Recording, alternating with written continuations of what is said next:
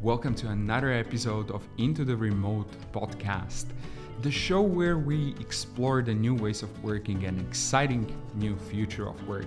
Glad to have you with us again. Hello, everyone, and welcome to another episode of Into the Remote podcast. Today, we are going to be talking about facilitation, one of the most important skills of the future that flies completely under the radar. But great leaders, like great facilitators, enable others to speak up, bring in diverse perspective and ideas, and create an environment where everyone feels like they belong. And today, our guest is Jakob Knutzen, the CEO of Butter. Jakob and I met virtually, asynchronously, when we were working together on the article that revolved around the trends in remote work. And as I was reading this final version of the article, I stumbled upon Jakob's contribution, and it said, "Facilitation is the remote skill of the future." And I instantly thought, okay, I need to speak with this guy. And there's another reason why I wanted to get him on the podcast. Jakob recently covered his face with butter, and I'm going to ask that question right off the bat. But Jakob is also building butter, the tool, which is like Zoom, but laser focused on workshops and meetings, and their target group is really facilitators. So I'm excited to discuss the topic of facilitation with Jakob. Jakob, welcome. Thank you so much, Yuri. Super excited to be here today. No, it's great to have you with us. So let's address the most important and the most pressing question of the bat. Like, why did you cover your face with butter? That's an excellent question, Yuri, and a question that I actually keep asking myself every single day. No, I think it was a meme that went awry. So it was a promise by our chief growth officer Cheska. We launched on Product Hunt last week, Butter 2.0, the new version of Butter with a lot of great updates, and our lovely chief growth officer made a meme out of me saying that if we got to number one, I'd smother my entire body in butter. And as fate would have it, we did not make it to number one that day. We only made it to number three, which was still solid. I do not like the fact that we weren't number one, but it was still solid. So I'm a man of my word. So even though I did not smother my entire body in butter, I smothered my entire face into a lovely pack of Lurpak Danish butter. So that was a lovely story behind it. Absolutely. I love the whole concept of butter and you living up to your word and, putting butter on your face. I think you truly are living up to the values that you have at the company. So, Jakob, let's get into the topic. First of all, what is facilitation? Everybody keeps on talking about facilitation, but I dare to say there are very few people that truly do understand what facilitation is. So, what is your definition? That's a great question, Uri. So, facilitation is the act of getting a group of people through a session to the desired outcomes. And again, it includes a different, lot of different setups. But overall, we in Butter see facilitation as being one of three acts. The first of this is preparing the session, predefining the outcomes, defining the roles of people, and ensuring that everyone is clear on what the session is going to be about. So it's the pre-session component. Second part is the during the session, and their facilitation is guiding the group of people through the session and reaching the desired outcomes as defined before the session. And the third component is the post session component, namely defining or taking the outcomes from the session itself and wrapping those nicely and ensuring that they are implemented into the particular organization that the outcomes are meant for. It's like that three-step process that we see facilitation before, during, and after the session. Mm-hmm. And Jakob, I'm a huge believer in facilitation as the skill of the future as well. But very few people actually associate facilitation skills with being a great leader. And the question is, why should leaders even think about becoming good facilitators? It's a super good question. I think it relates back to the very, like, a lot of people, they talk about meetings being bad. I think like there's always memes. There's Dilbert comics. There's everything about, oh my god, we're going into another meeting and we're doing meeting to do a meeting and we're spending time in meeting all day. That's horrible. And that was just exacerbated when the world went remote during COVID and everyone was sitting on virtual video meetings. Facilitation is a skill that has been relevant for a long period of time, and that is the act of getting the most out of these meetings and the act of not having any bad meetings at all. Again, that's a skill that I believe that all leaders, but not just people leaders, also project managers or anyone that's leading any kind of process, they should have had ever since the dawn of business. But it's a skill that has just become even more prevalent and even more obvious when you see remote sessions. Because when you're sitting in a remote meeting, be that or a remote session, be that an all hands meeting, be that a team meeting, or a workshop or a training where it's even more prevalent, it just becomes obvious that you need someone to carry you through the meeting and ensure that the takeaways of the session um, are made clear and that you actually spend the time well. In physical meetings, people were able to kind of use almost like subliminal cues or help each other kind of carry through those meetings. But in remote meetings, you don't. You're missing a lot of those cues that you have in a co-located or a physical setting. And that just means that facilitation or someone taking the lead on the meeting and bringing people through that meeting and ensuring that all the takeaways are created there, that is all the more important. That's why I believe that facilitation is the most important skill of this future, because I believe that in the future you'll see way more remote meetings and you'll see way more hybrid meetings, and therefore it becomes absolutely essential that if these are not to be made wasteful, you need someone that can take people and bring them through that session successfully and ensure that the outcomes are absolutely clear and that the time is not wasted. Totally. And as you said, Jakob, being a facilitator means that you're responsible for the process and Yes. achieving the outcome, but it's also Mhm. about tapping into the team's knowledge and wisdom. Yes. What if we don't do that? Like, what are the repercussions if the leaders are not so good at leading workshops, meetings, and in general, they suck at facilitation? Yeah, I mean, the outcomes are what we see these days, right? They are that you just waste a ton of time in meetings. I think one of the outcomes is also that we have this general belief in remote culture that, oh, async is best and async is everything. That's the only way to drive a remote organization. I think that the reason why everyone talks about asynchronous work and asynchronous work being better than synchronous work is a failure of facilitation. It is a failure Mhm. of the facilitation skill to be driven into leaders and into project managers. Therefore, people think that synchronous sessions, i.e., meetings, workshops, trainings, whatever, they are a waste of time. So that is basically and the failure of that drives two ways, I believe. One way is what I just mentioned, the fact that all remote organizations they need to be work asynchronously, but I don't believe that people are built to be asynchronous beings. Therefore, the other drive will be a drive back to the office, which, again, as remote organizations, is something that I don't think is optimal. But will be the ultimate, what can I say, repercussion of the failure of facilitation being a skill that leaders have. Yeah, and a lot of people are talking about the needs to upskill, team members and leaders in general, both on the on two front lines, right? As you said, like Mhm. asynchronously, we need to get better at documenting things, writing, and recording the videos in a succinct way.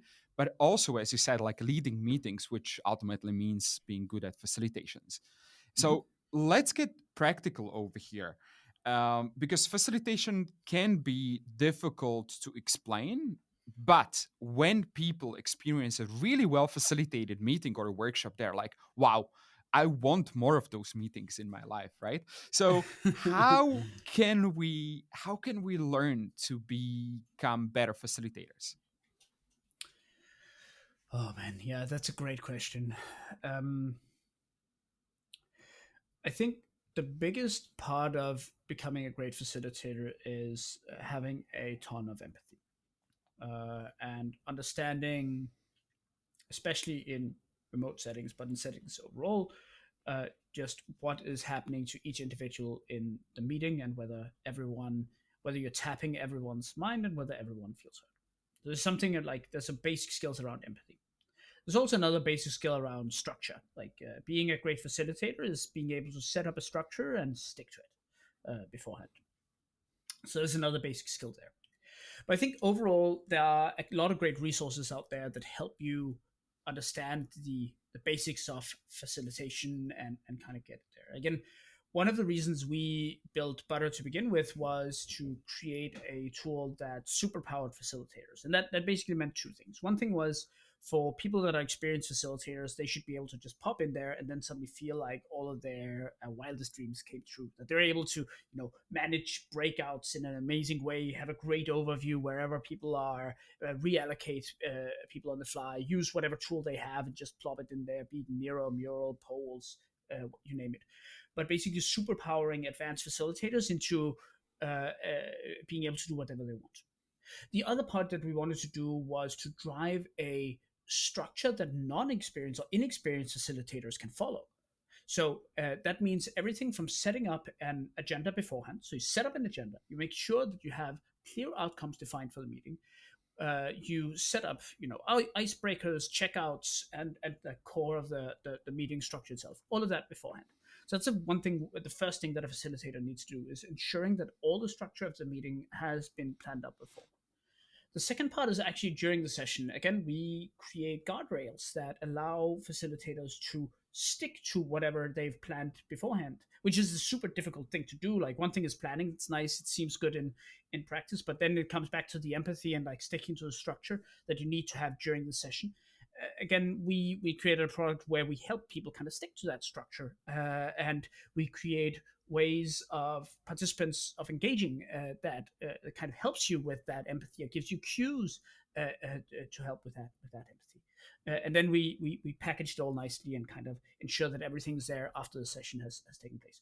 This, of course, became a bit of a hey, what's the good stuff that we're doing in Butter? But overall, it is because we believe so heavily in facilitation, not just being a skill for the few, but being a skill for the many.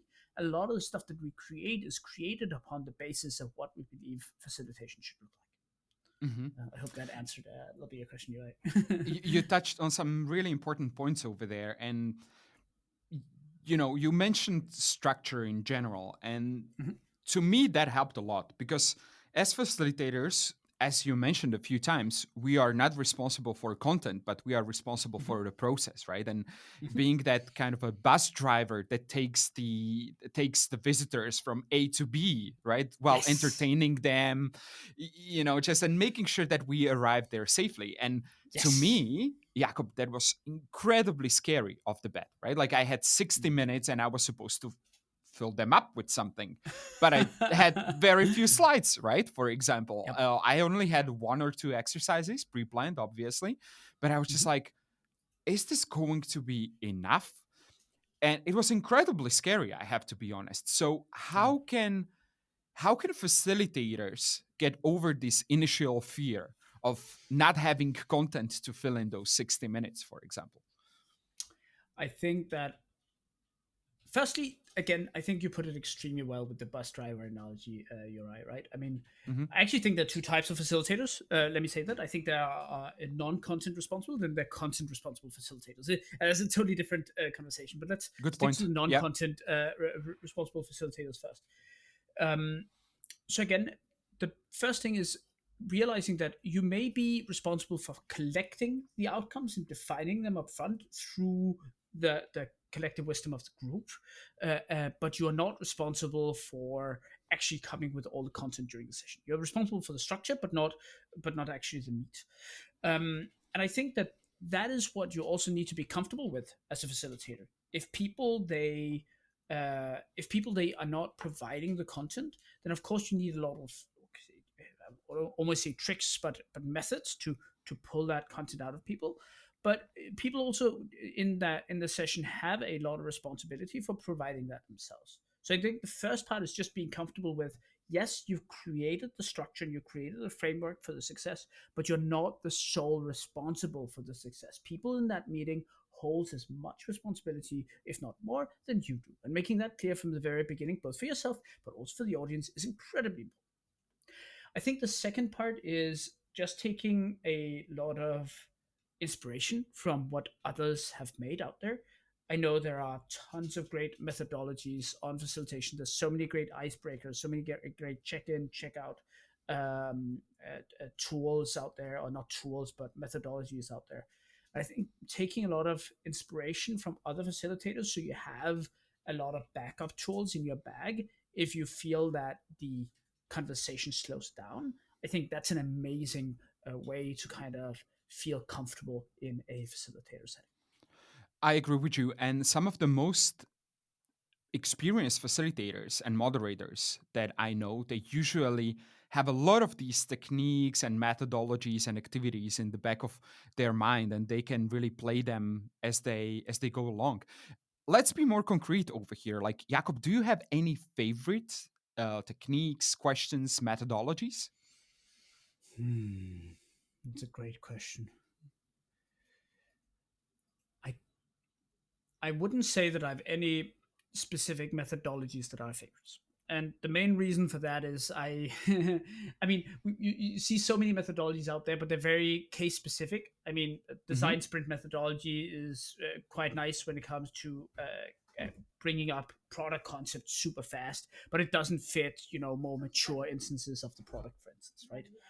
Um, I think that uh, I think that when you look at a lot of different strategy, like again, I used to be a strategy consultant. We had a lot of different methodologies there for setting up strategic initiatives in different areas. Like again, today the OKR structure is a great way for doing that, and there are a lot of different workshops that kind of go around how you set up OKR processes within a company. But overall, this was a lot of ways of saying I think that it's that a lot of these methods, they're super case specific, and there's Hmm. no size fits one size fits all for all of these different styles of facilitation. That's actually a really important point. Like, if you want to facilitate a really good session, like, it usually revolves around, as you said, like a methodology such as OKR or design sprint or design thinking, and Mhm. they are usually like well tested, these methodologies, and a lot of resources out there. One of the practical techniques, and I would love to hear your thoughts on this, is let's park this item. And it helped Mhm. me so much. And it's such a simple exercise, Ah, right? yes. Which means that once you start discussing a certain problem, but the conversation goes off, or a person makes a valid point, right? But it's off the discussion, you as a facilitator just stop it over there and say, like, okay, Jack, that's a valid point, but let's just park it for later. And that Yeah. really helped me to Yeah. get better at the meetings that I was facilitating and bring the conversation back on the topic. Such a super simple method, as saying, okay, let's park this topic, let's park this item, really helped me to improve the meetings that I was leading. Yeah, I hear you. And I think that parking the item and just continuing onwards is one. Like overall, getting everyone to, simple methodology like turn off your phones, turn off your notifications. Like again, super simple, extremely practical things that you need people to get in there. Setting ground rules in, I mean, I remember when I was doing workshops in my strategy consulting days in the physical space, we'd always have like a big poster on the wall, with ground rules for the workshop, right? Which included, no phones, the park it thing. Like we had a parking lot poster where we take post-it little stickies and put it up there whenever someone said it. I love the parking lot. Like so, a lot of these different ground rules that are that I believe are super nice and ever present. One last ground rule or methodologies that I love in the session itself and I think is especially important in remote sessions, is a very, I'd almost say strict, but control or discipline control of who has the word. Again, that's I guess a more modern version of the talking stick, but just being very very clear on whatever queue or whatever order that questions or comments or whatever they come in, and that you make sure that you take people in that order that it comes in, because when you're facilitating something online, the whole people speaking over each other, the fluidity of the conversation is very hard to achieve. Therefore, you do need that increased level of discipline in terms of speaking order. Absolutely. And especially if you are in the virtual environment, as you said, like Mm. reading those tiny cues, such as somebody nodding ahead, right? You should jump on that as a meeting leader. Okay, Yep. Jane, I see you are nodding ahead. Like, do you agree or don't you agree with the point that I've just made? And that goes hand in hand with the topic of cameras on or off. What is your opinion, Jacob? Like, should we have the cameras on during meetings and workshops or off? Very, very strong opinion on cameras on, if at all possible, cameras on. Again, we're missing so many, even with cameras on, we're missing so many physical cues in virtual setting, anyways. So if people opt for cameras off, then it's very, very difficult to facilitate a meeting and get inputs. That being said, I do think that and again, one of the reasons we made Butter, and one of the things that we're leaning very heavily into here in the virtual spaces, getting other cues that are more digitally native than simply the cameras and the audio. A lot of non-verbal cues and non-visual cues. The more we can create of these and the more we can collect of these, the more informed you'll be as a meeting leader or as a facilitator. So that's You something you that mean we're reactions, emojis, and these kind of stuff, right? exactly, Hmm. yes, exactly. Yeah, That's yeah. one of the examples. I think that's the lowest level example. Like we're even every week we're discussing new ways that you can kind of new ways that people could potentially interact and engage without us being dependent on the audio and the video, which still hampers quite a bit and just doesn't transfer the same level of fidelity that you have been used to from a physical session. I'm totally with you on that. Emojis, reactions, raising a hand virtually, polls, even using a Yep. chat to Yep. collect the Yeah. comments, Yeah. Yeah. or having the tools to collect the questions. Like, as facilitators, we really need to employ a range of these features and tools in order to create a really, really engaging sessions. Totally. And I mean, one of the big discussion points we had since the very early days of Butter, and again goes back to your question at the beginning. Why did you smother your face in butter, Jacob? I mean, our entire brand and everything that we are is very, it's very fun. It's very engaging. It's very lighthearted. And it's basically the reason why we did that is a core belief that everything there it just helps in terms of engagement. It helps in terms of interactivity, and it lightens the load or the feeling of the participants and puts them more at ease. And that's what you really need when you're facilitating complex sessions online. Hmm. And using all these kind of features and tools, it puts more strain, it puts more weight on facilitators shoulders, right? Like, you need to have a multiple windows open or have to switch the screen. And that's one thing that instantly stood out when I played around with Butter, that you have it all integrated and you have one place where you can use all these kind of tools and features. And I saw a lot of value in it, because yeah, back in the day I used to juggle multiple tools, multiple windows to pull off a successful session. Yeah, and that's one of the big things that we wanted to create with Butter was the whole no more tab switching, no more tool overload for facilitators, but also for participants, right? Yeah. One thing that we discuss incessantly is in a lot of tools, also video conferencing tools and other tools, the participants can have quite a bit of control about how they experience the environment. We're very opinionated that the facilitator should be the one that controls the environment in Butter. That means, what should people be looking at? Should they be looking here? Or they be looking there? Like whatever the facilitator controls and whatever they want the participants to see, that is what they see. And again, it's back to the whole idea that a facilitator needs to be able to control the session and needs to be comfortable that everyone is seeing what they want, what the facilitator wants them to see, without the confusion or overload that you'd see from people opening a lot of different tabs or a lot of different windows. Yeah, absolutely. This is something what we believed in at Slido as well. Therefore, all the integrations that we put out there, right, like with Google uh, Sites, PowerPoint, and whatnot, WebEx later on, just to streamline that experience. So, absolutely with you on that. Jakob, let's move on, because facilitation and meetings are connected. They're like mhm, twins, mhm. and ultimately really cannot coexist without one another. But we all know that there is a lot of pushback against the meetings, and a famous Mhm. example or infamous example of that is Shopify, which Mm. canceled all the group meetings, and there was a lot of people, praising that decision. I was questioning that decision and still do until this Mhm. day. So what is your take on meetings in remote teams? Ditch or keep? I mean, very strongly for the keep, right? I mean, I think that ditching all meetings is an admission of failure, right? It's basically saying, like, okay, we have not managed to create the meeting a value creating instance, therefore, let's just ditch them all. And that's basically a failure. I'd say a failure of facilitation, a failure of mastery of facilitation.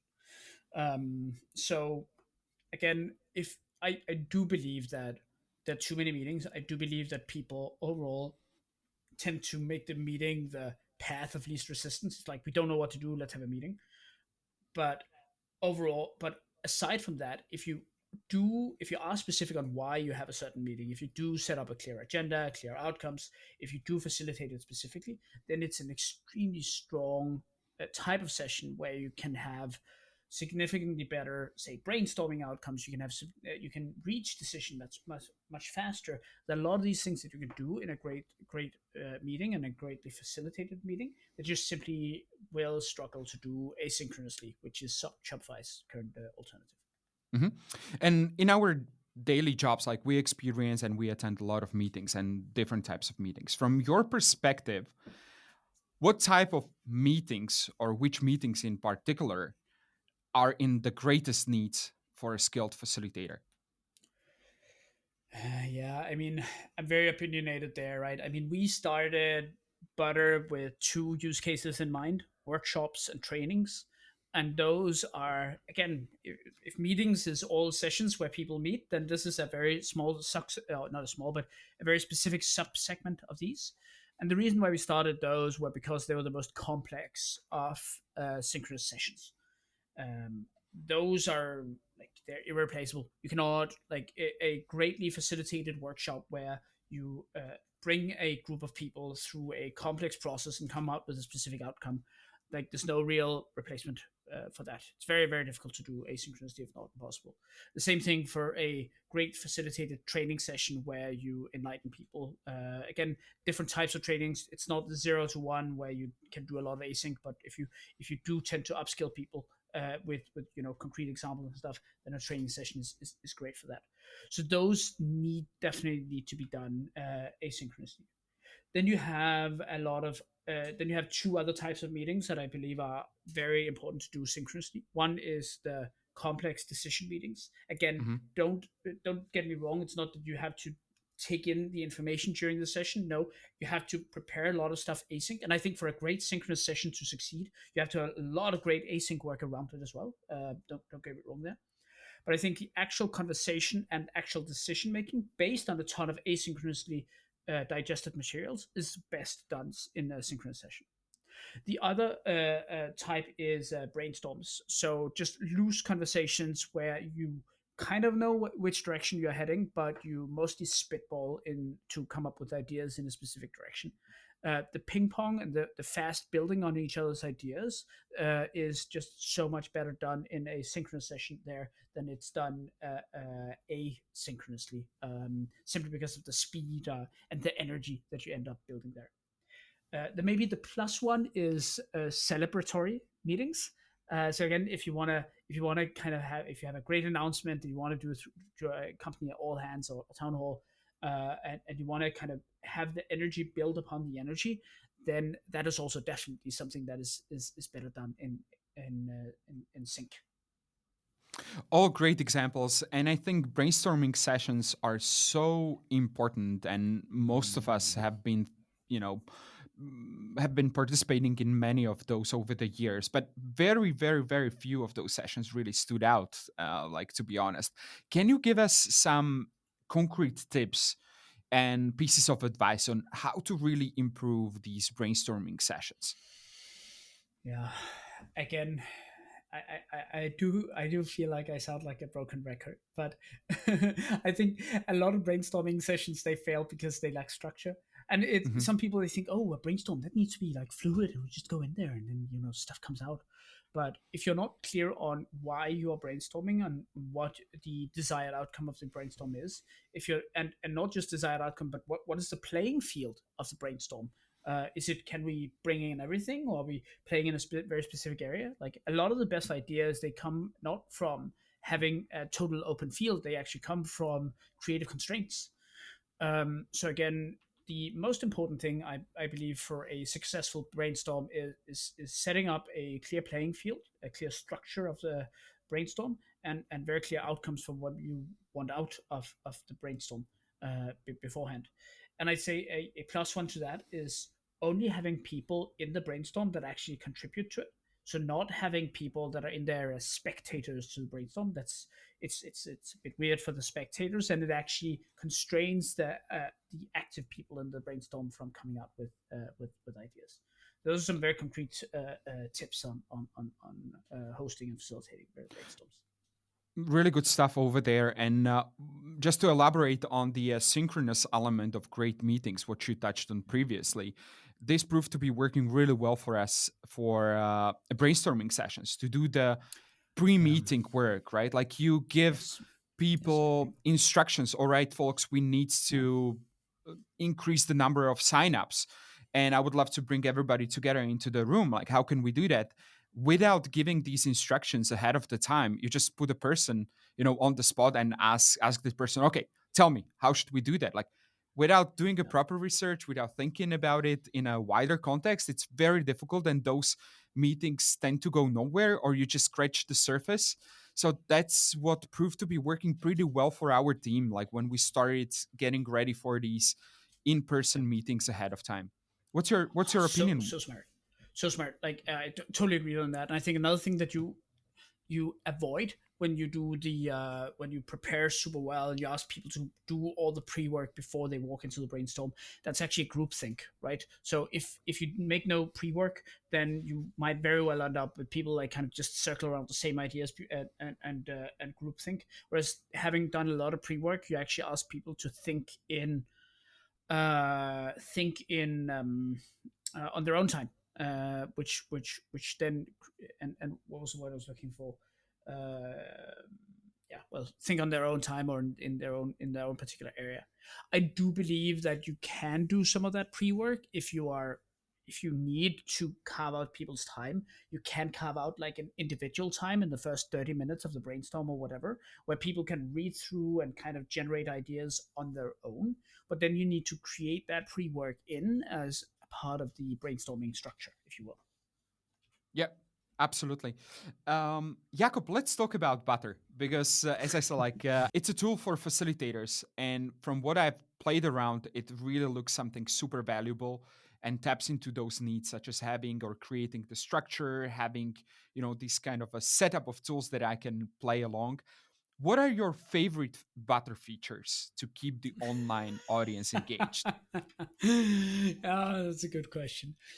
I think I have a few favorites. The breakouts, like again, one of the big troubles with online is the whole way that people interact with each other. Right? It's very hard to sit in a session of 20 people and actually have everyone kind of talking with each other. Breakouts is the best way of solving that, of breaking people out into manageable groups where they can actually get something valuable out of talking with each other. And that's something we've leaned very much into with Butter, is creating extremely powerful breakouts that allow you to do that. I think in the future we'd go even deeper into the like original thinking of why do breakouts exist, what is the purpose of doing breakouts, and coming up with new solutions in that area. But for now, breakouts is definitely one. The other part I love about Butter is our integrations and tools. Like as you mentioned, like stuff that just runs directly in the product. Of those are, for instance, Miro and Mural, the whiteboards that you can just open up. People aren't confused about where it is. They can open up directly in Butter and begin collaborating in there without having to open in a new tab or whatever. Even if you're coming in as a guest. So those are some of the things.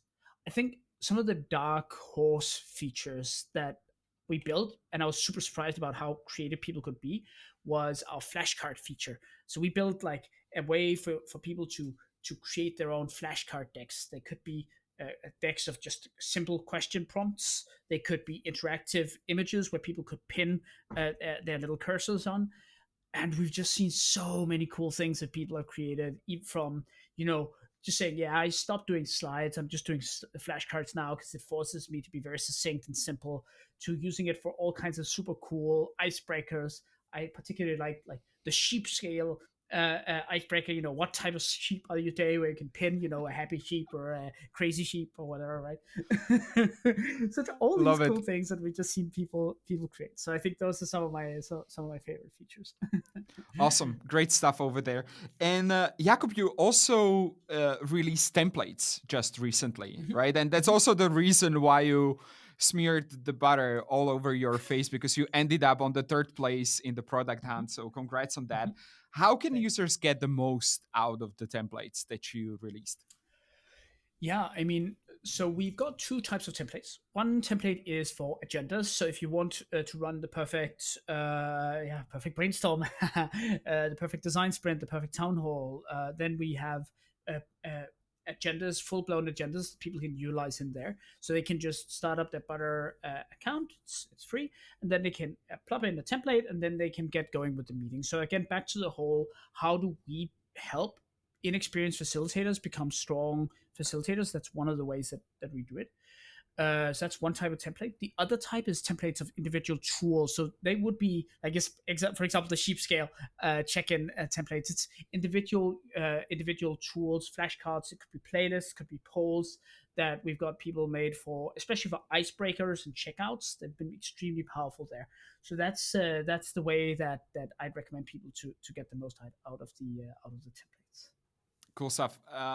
Well, templates, as a facilitator, I always look for new ideas and for the templates. I mean, like, Mhm, they are never enough. So really hoping that not hoping, I'm sure that the templates will be popular, and facilitators will mhm. find a lot of value in them.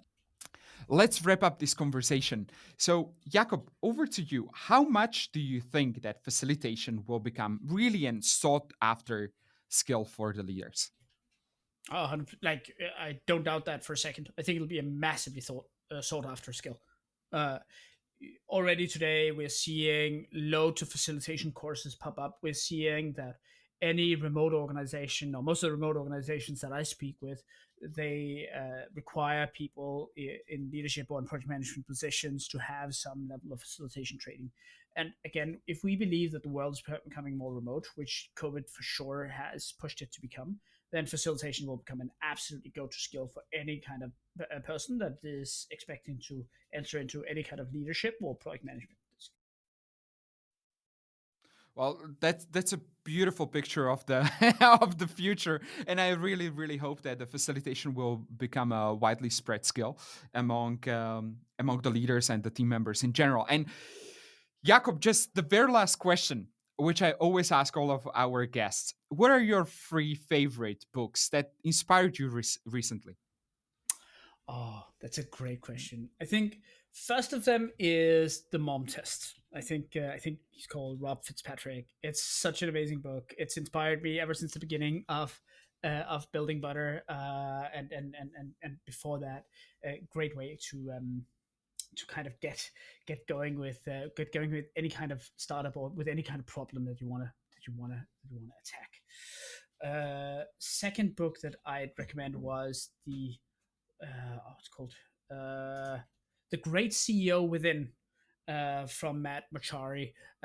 Again, amazing, not just for CEOs, but for anyone that is running a startup. To be perfectly honest, it's got very hands-on, very concrete tips on how to build any kind of startup.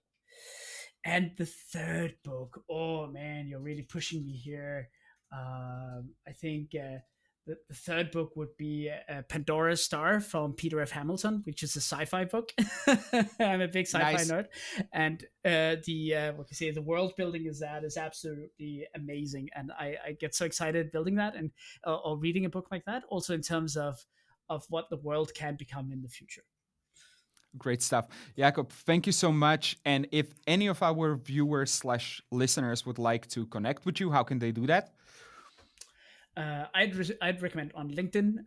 I'm under Jakob Knutzen. I'm very open to connecting, so please connect with me there and reach out. Great stuff. Jakob, thank you so much for the interview once again. Great to have you with us. Yeah, thank you so much for having me. All right.